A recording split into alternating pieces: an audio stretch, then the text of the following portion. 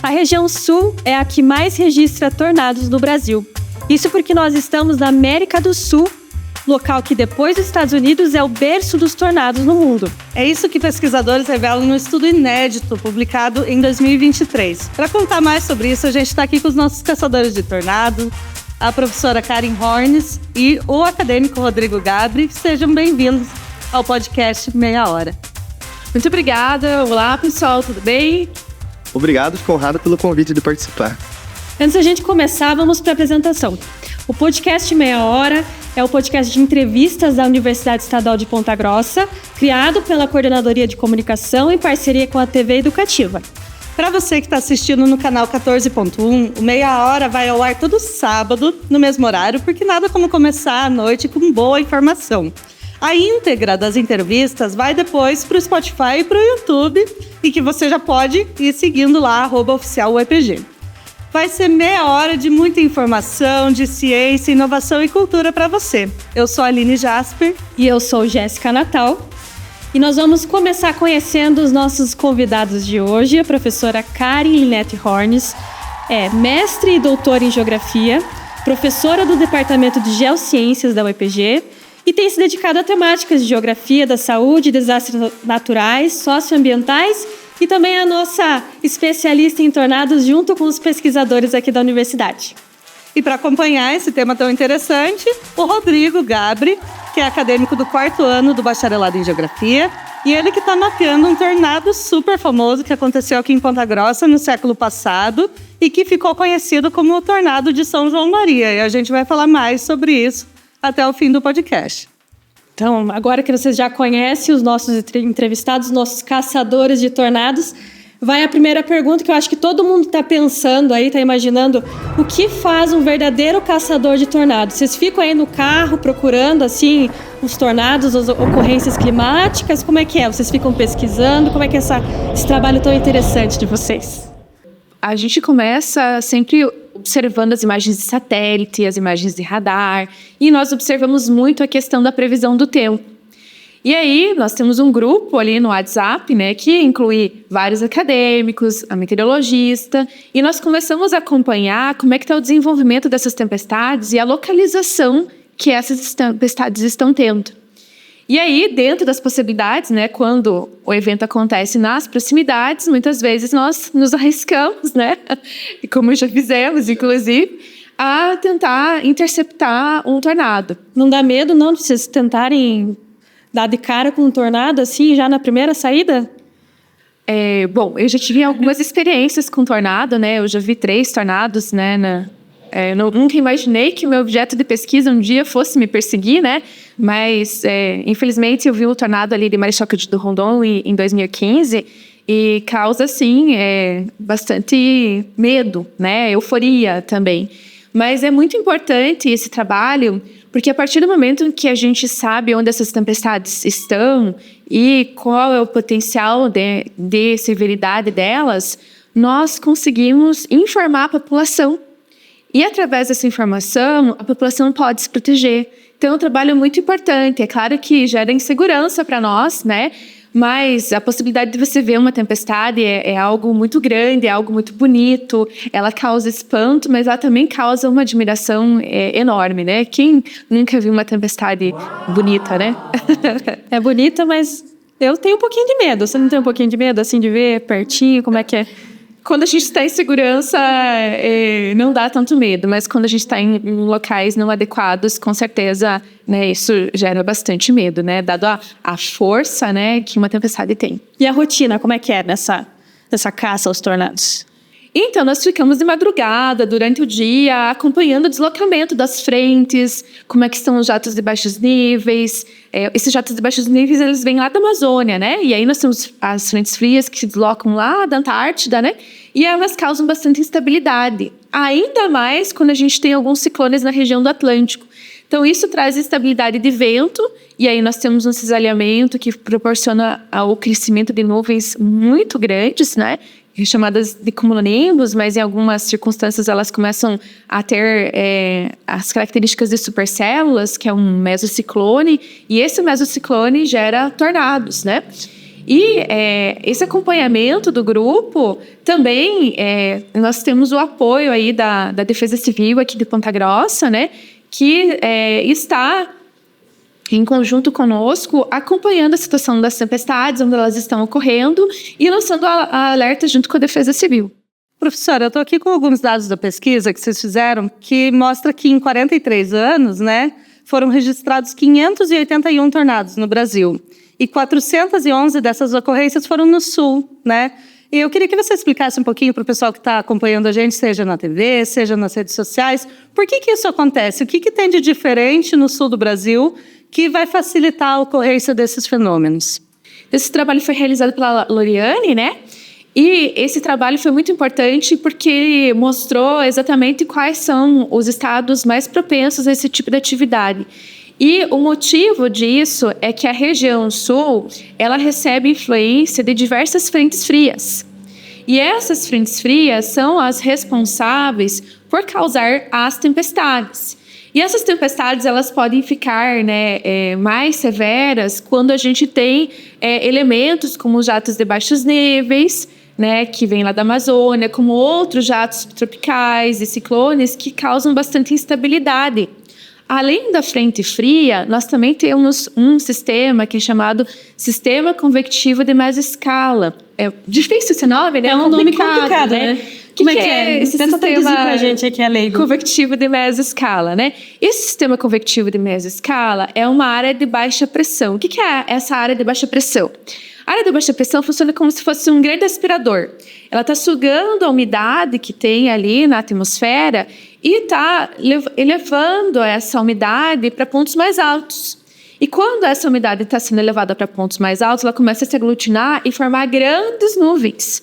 Então, esses sistemas convectivos surgem principalmente ali na região do Chaco, que envolve o Paraguai, a Bolívia, a Argentina, né, o Uruguai, o Brasil. Então, essas são as áreas mais propícias a tempestades, né, que geram granizo, que geram vendaval e, inclusive, tornados. Então, quem mora no sul do Brasil, né, sabe muito bem do que nós estamos falando. Tem regiões do Brasil que raramente viram uma chuva de granizo, mas os paranaenses, os gaúchos, né, e os catarinenses estão bem acostumados a esse tempo severo.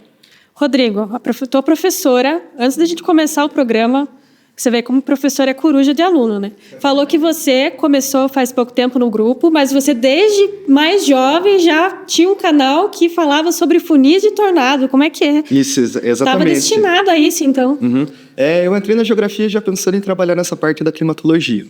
Tudo começou quando eu tinha 9 anos, em 2010. Um belo dia eu estava fazendo a tarefa da escola de manhã e chegou uma tempestade muito forte. E eu fui na janela de casa e me apoiei no sofá.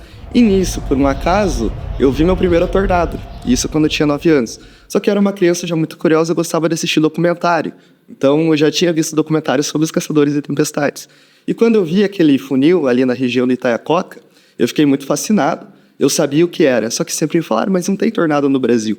Então desde que eu vi, por um acaso, uma nuvem funil, eu me fascinei por aquilo e desde então comecei a pesquisar no YouTube, na internet. E a partir daí eu me tornei um caçador de tempestades amador, digamos assim. Então, desde muito cedo eu já trabalhava fazendo esse tipo de pesquisa. Então, eu tive um canal no YouTube que eu filmava as tempestades. Então, você agora que já está na universidade, você agora está no lado mais pesquisador. Como é que é a tua rotina de pesquisador, mesmo sabendo que já lá desde atrás, como amador, você já tinha esse contato com os tornados? Exatamente, a minha rotina, então, como eu sempre sonhei com isso, né, cada vez mais eu vou pesquisando, vendo a bibliografia, né, e a partir daí já estou produzindo a pesquisa da minha monografia, né, que tem relação com tornados e Ponta Grossa. Então era para ser, não adianta. Era para ser geografia UEPG, caçador de tornado, não tinha escolha. Tinha que vir parar aqui no UEPG, né?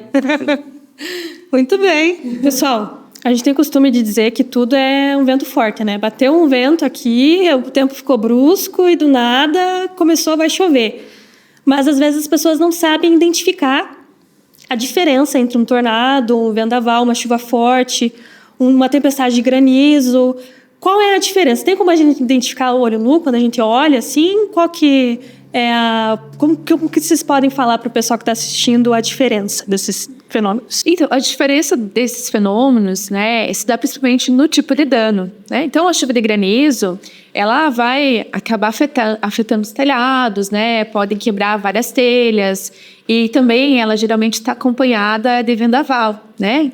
O vendaval, ele tem a característica de uma linha de instabilidade que se desloca de forma contínua. Então, ele vai afetar toda a cidade, né? Já o tornado ele se caracteriza principalmente por apresentar o que a gente chama de caminho da lágrima, ou caminho da destruição. Esse caminho da lágrima, ou caminho da destruição, é o local onde a coluna de ar giratória, que é o que o tornado é, né? Ele é uma coluna de ar giratória em constante rotação, se desloca, e aonde ele se desloca, ele vai destruindo tudo. Então, ele funciona mais ou menos assim. Quando ele está próximo desse estúdio, né? Ele vai implodir esse estúdio, ele vai sugar primeiro todas nós aqui, né? Dependendo, é claro, da velocidade dos ventos. E aí, quando ele chegar, tudo que ele sugou, ele vai rotacionar, como se fosse um grande liquidificador. Então, por isso a câmera pode vir parar aqui embaixo da mesa, nós podemos ser jogadas no sofá, né? Situações assim, bem difíceis de entender, porque o padrão de dano de um tornado é totalmente caótico, né? Os objetos ficam totalmente liquidificados e, dependendo da força dos ventos, um tornado ele pode levantar até um trem. É uma coisa assim assustadora mesmo. E é importante a gente falar sobre isso porque os tornados acontecem no Brasil. A nossa região é a segunda área mais propícia e aí nós temos que informar a população para que ela possa tomar providências para sobreviver nesses momentos. Tá bem próximo da gente, né?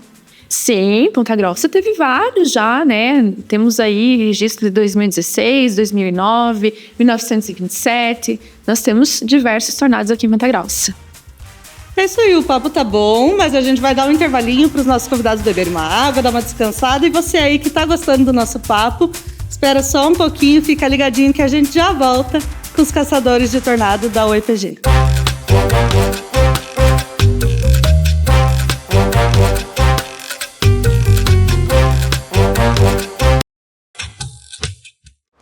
Hoje eu tô aqui no bairro de Oficinas para mostrar para você um lugar da UEPG que, sem brincadeira, faz a maior diferença na vida das pessoas. Bora conhecer o Núcleo de Práticas Jurídicas. A UEPG oferece assistência jurídica gratuita para a comunidade aqui no NPJ. Vem conferir! Hoje eu tô aqui com a Camila e o Pedro, que são estagiários do NPJ.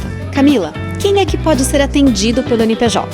O Núcleo de Prática Jurídica, ele atende pessoas que não têm condições de contratar advogado, sendo que existem alguns requisitos para se enquadrar no nosso atendimento. A pessoa deve possuir renda inferior a 2 salários mínimos e não deve possuir nenhum patrimônio, salvo aqueles feitos em programas habitacionais e veículos com valor inferior a R$50 mil. Obrigada, Camila. Pedro, como que são feitos esses atendimentos? O atendimento ele passa por 3 etapas. Primeiro, a gente coleta os dados pessoais do cliente, sabe quem que ele é, pega todas as informações. Segundo, passa para ouvir uma história, um relato que ele vai contar. E terceiro, com a nossa expertise, a gente define qual que é a medida jurídica mais adequada para o caso dele. O NPJ ele sempre ingressa com ações litigiosas no judiciário, mas a gente preza sempre pelo acordo consensual. Então, com muito cuidado e acolhimento, cerca de 170 estagiários do NPJ atendem por ano 7 mil pessoas. São números incríveis. E eu tô com a Josélia aqui do meu ladinho, que sabe muito bem da importância desse trabalho. Mas aqui acontecem muito mais coisas, né, Josélia? Sim, Douglas. Aqui são desenvolvidas atividades de atendimento jurídico, colocando conhecimento teórico na prática com a participação de professores e acadêmicos do curso de Direito. É puro aprendizado. E agora vamos conversar com a coordenadora do NPJ. Essa aqui é a professora Maria Cristina Baluta. Professora, quais serviços o NPJ realiza aqui? Oi, Domi, tudo bem? O Núcleo de Prática Jurídica atende todas as ações na área de família e na área civil nós atendemos ações de curatela e alvará judicial até no valor de R$5 mil. Além dos atendimentos da juizado especial até o valor da causa de 20 salários mínimos, mais orientações em geral. Essa é a principal marca do curso de Direito da UEPG, a dedicação à comunidade. Só aqui no NPJ são quase 40 anos de história. É muito tempo de trabalho e ainda tem bastante coisa para você conhecer. O impacto da UEPG na cidade e na região é gigante. Quer saber mais? Fica com a gente e acompanhe a série de vídeos nas nossas redes sociais. A UEPG está de portas abertas para você.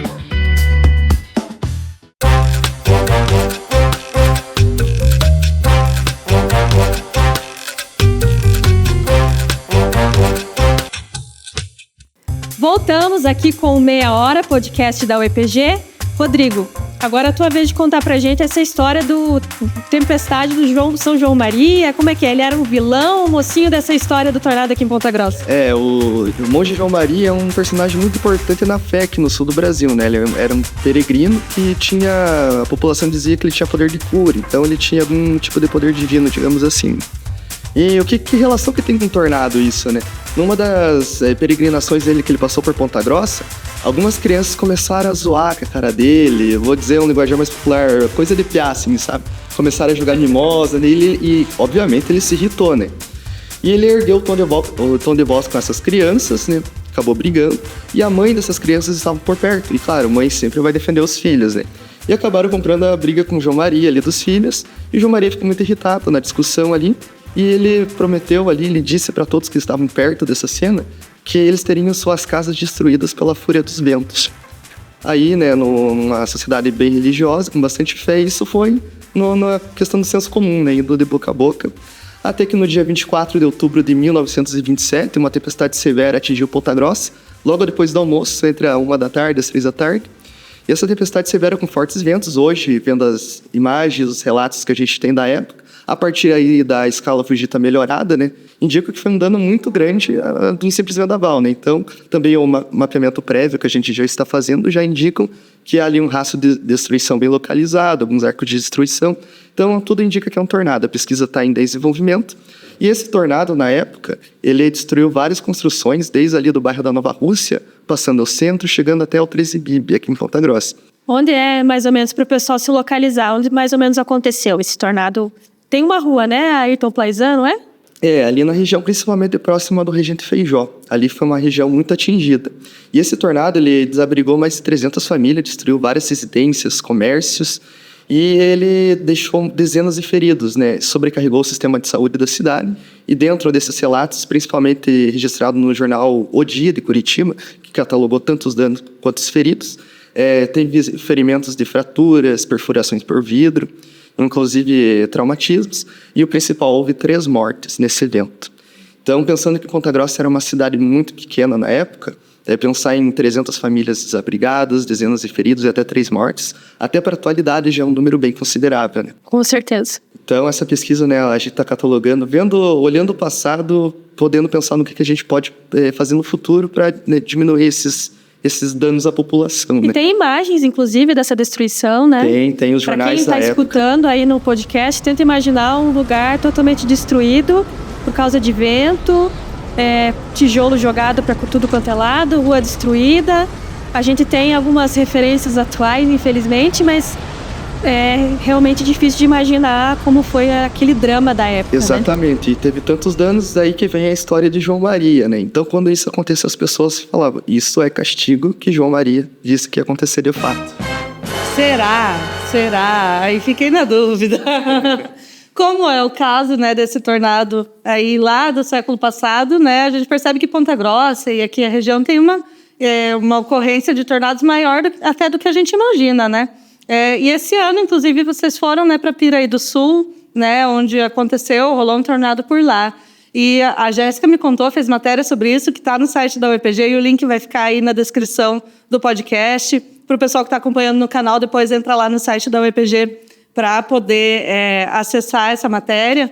Teve um tronco com uma telha incrustada. Conta para a gente essa história para entender o que aconteceu em Piraí do Sul. Então, em Piraí do Sul, nós tivemos 2 ocorrências de tornado durante esse ano. Uma, e o ano passado nós também tivemos outra. E aí nós fomos chamados ali pela Defesa Civil para acompanhar a situação, para tentar identificar se realmente era um tornado, porque existe uma dificuldade de diferenciar tornado de vendaval, né? E aí, quando nós fomos na segunda propriedade para visualizar os tipos de dano, nós achávamos que era a continuação daquele primeiro tornado que nós tínhamos, né, catalogado esse ano. E não, era outro tornado que aconteceu em setembro. E esse tornado ele foi tão violento que ele retirou as telhas, né, de amianto, e ele jogou essas telhas de amianto num tronco de uma árvore, e as telhas transpassaram o tronco, de tão forte que foi o vento. Então, sim, foi uma coisa assustadora. E isso é muito comum em atividades de tornado, né? E quando a velocidade é maior, né, Rodrigo, um EF3, um EF4, ele pode jogar veículos. Então, assim, a força destrutiva de um tornado é maior do que a de um furacão, porque as velocidades que estão, né, dentro desse fenômeno os ventos são muito mais rápidos do que os ventos da categoria Zafir, que é a categoria utilizada para medir a intensidade dos furacões. Um EF4, ele destrói, então, carros, casas. Um EF3, como é que é? Tem uma escala que o pessoal pode se basear? Sim, a gente tem a escala Fujita melhorada. E a escala Fujita melhorada, ela está baseada principalmente nos danos. Conforme os danos que se tem, é calculada a velocidade dos ventos, tá? Então, o EF3, ele pode arrancar todo o telhado e eu esqueci de comentar também, que essa escala Fujita, ela também está relacionando os danos com o tipo de estrutura. Porque nós temos estruturas que são mais resistentes, estruturas que são mais frágeis. Diante de ventos, elas, é claro que vão ter comportamentos distintos. Então, essa escala ela foi feita para padronizar a velocidade, né, e identificar com melhor precisão esses ventos. Então, na escala Fujita EF3, nós podemos ter danos de retirada total do telhado, as árvores arrancadas pela raiz. E F4 não resiste parede nenhuma, só fica mesmo o piso. Tá? Por isso que é muito importante a gente falar sobre os abrigos subterrâneos, né? Os Estados Unidos trabalham muito com isso, e nós aqui no Brasil ainda não discutimos essa questão e precisamos falar sobre né, a necessidade de pensar em estruturas seguras para que possam resistir a esses fenômenos de eventos. Até porque a gente vê filme que passa tornado, a gente vê casas destruídas, completamente destruídas, ruas desertas, mas não vê tanta notícia de morte porque o pessoal já está preparado para se proteger dessas ocorrências climáticas. E aqui no Brasil o pessoal ainda não tem essa informação tão fácil, né, para conseguir. Lá em Piraí do Sul é legal que a família soube o que fazer na hora porque eles viram o filme Twister, né? Legal, né, contar um pouco. É verdade. E a gente precisa pensar nessa questão da informação à sociedade, e é isso que nós aqui no grupo de pesquisa temos, né, como objetivo, além de pesquisar os tornados, trazer essa informação para a população, né, sobre o que fazer nesse momento de tempestade severa. E nós precisamos estar organizando a defesa civil, organizando toda a sociedade para que ela compreenda quais são os fenômenos que mais trazem desastres aqui. Um deles para Ponta Grossa é o vendaval, né? E junto com o vendaval a gente também tem os fenômenos de granizo, tempestade severa, né? Para que a gente possa saber o que fazer, como proceder, né? Onde você vai ficar nesses casos, qual é o lugar mais seguro da tua residência. É bom pensar sobre isso. Professora, e o que fazer, né? Nessa hora que está acontecendo aquele pé de vento, né? Você percebe que está destruindo tudo, está voando tudo, e que pode ser um tornado, né? Até para ajudar a orientar quem está ouvindo, né? Que atitudes que a gente deve tomar? O que a gente deve fazer se a gente percebe que pode ser um tornado? Então, nós temos que ter um plano, certo? A primeira coisa é: aonde você está agora, olhe para a estrutura que você está e identifique qual que é o lugar mais seguro. Qual que é esse lugar seguro? Esse lugar seguro é o lugar que tem mais estrutura, que é reforçado, que tem colunas, que tem viga, que tem laje. Ali você tem mais chance de sobreviver, tá? Claro, se você tiver um porão, melhor ainda, né? Mas nem todo mundo tem porão, né? Então você tem que observar isso.